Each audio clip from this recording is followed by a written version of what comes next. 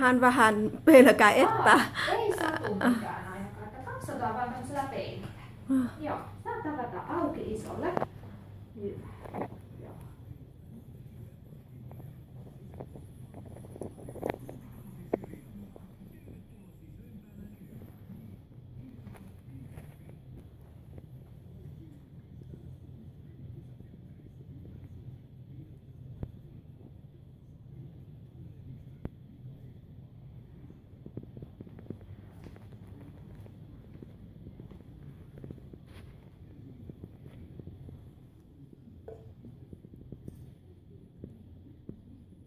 Onko hän paljon reikä?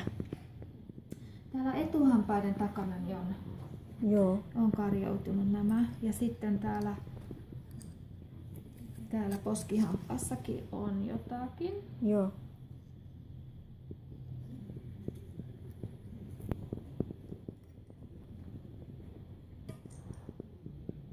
Onneksi nämä etuhampaat on nyt ensimmäisten joukossa sitten vaihtumassa, Joo, kyllä. että tulee vielä pysyvät hampaat. Onko hän valitellut mitään oireita? Onko särkyä? Ei ole särky, Tai vihlontaa ruokailun yhteydessä? vaan vitamiin. Ottaa vitamiinilääkkeitä Joo, joka päivä. joo. Mutta onko hänellä jotakin semmoista tuntemusta näissä, kun hän syö tai juo kylmää esimerkiksi tai makeaa? Tai... Con cảm thấy khi con ăn con có cảm thấy lạnh ở răng cửa không? Vähän. Vähän on, joo. Tietysti tässä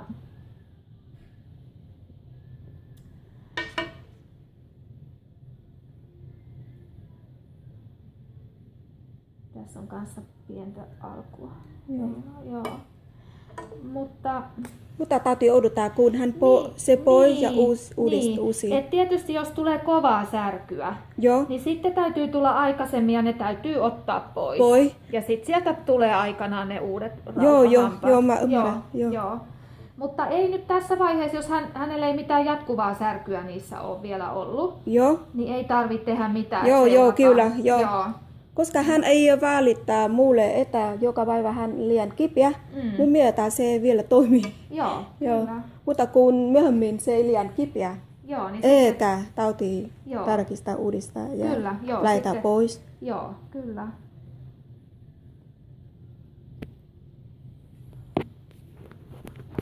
Vähän on tuommoista värjäymää, tummaa tuolla paikotellen. Joo, se ei ole haitallista hampaalle, että se on vaan sitten esteettinen.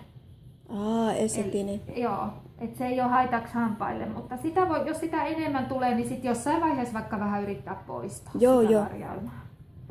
Joo, muualla täällä nyt ei mitään erityistä näy, että ne on noi etuhampaat. Mä vähän puhallan, avaksä isolle vielä? Vähän ilmaa puhallan tonne, mä katon vähän. Vielä ton yhden hampaan.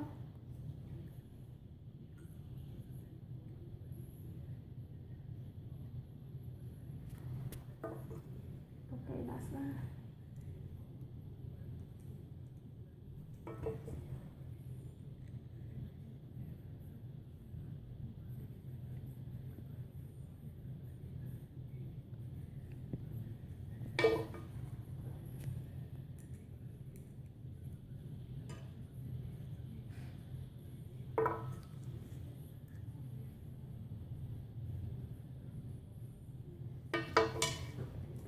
Katsotaan vielä tämmöisellä pienellä valolla vähän tarkemmin.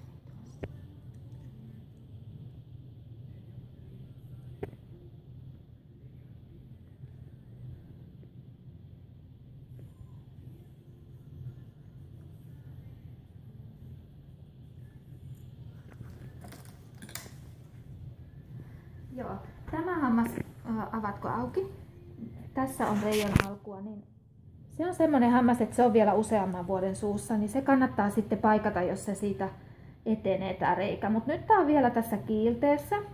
Joo. Ja hyvin vaan harjaatte puhtaaksi sen aina. Joo. Niin jos se siihen vielä pysähtyisi, ettei tarvitsisi paikata vielä. Joo.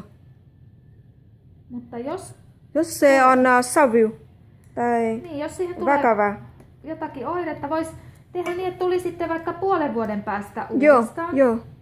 Ja sitten arvioita se tilanne Joo, arvioida. uudestaan. Mutta niitä kaikki ei ok, ei tarvitse tee mitään. Nyt ei tarvitse tähän vielä Joo. Vähän kokeilet vai tarttuuko siihen. Se on aina, että jos se kiille on rikki, niin sit se täytyy jo paikata. Joo. Mut se on melko kova vielä tosta. Joo. Se täytyy vaan huolella nyt pitää puhtaana. Joo. Et siinä nyt